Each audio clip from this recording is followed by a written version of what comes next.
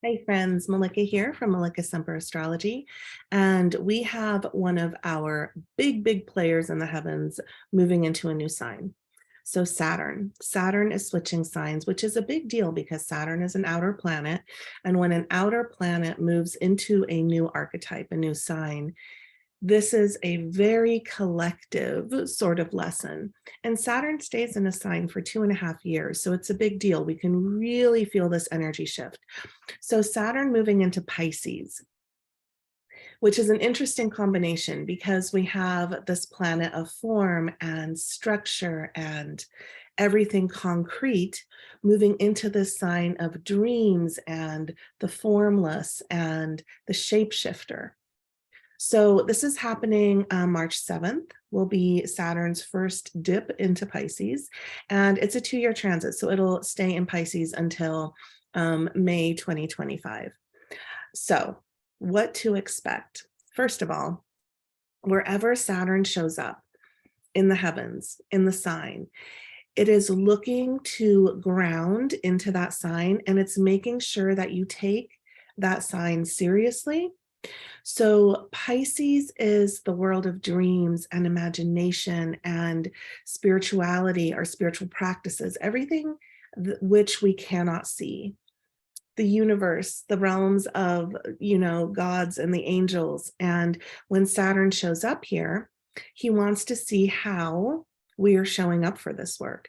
So it is an opportunity to really ground into your spiritual practices. It's a time, Pisces is very reflective and very internal and very introspective.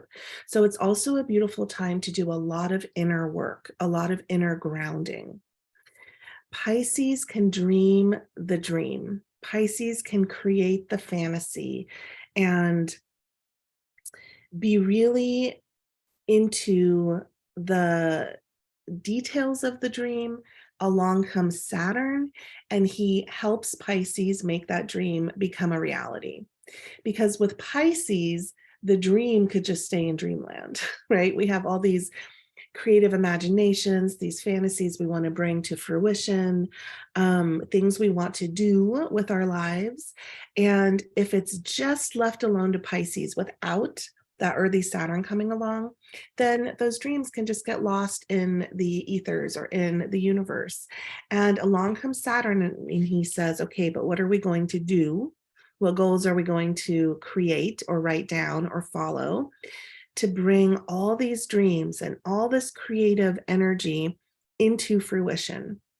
So those of us that have these dreams of, progressing in our work or writing a book or anything tangible that we want to do, it's a beautiful time to actualize and realize those dreams and just have them become our reality when Saturn is moving through Pisces.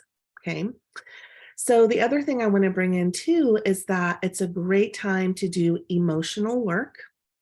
Emotional boundaries are going to be huge when Saturn's moving through Pisces. Pisces left to her own devices can be boundaryless.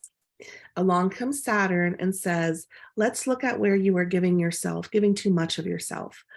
Let's see where you are depleted. Let's see where the energy leak is, and let's find a way to plug up that leak, first of all, to create structure and foundation and really solid boundaries to come back to the self, to replenish the self, to heal the self, right?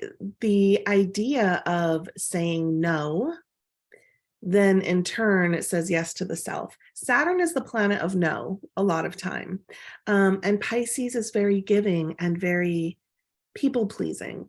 And so when Saturn moves through this, we get to really look and have a very keen eye on where are we giving too much? Where are we depleting ourselves? Where do we have these leaks where we are just giving our all and not being replenished? Saturn will fix that when Saturn is in Pisces, if you're tuning in and doing the work, right?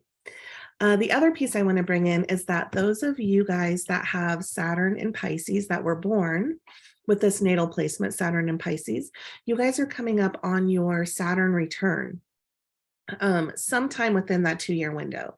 The Saturn return usually lasts for about a year. And it's a big deal. So those of you guys that are between 28, 30 years old are going to be experiencing your first Saturn return.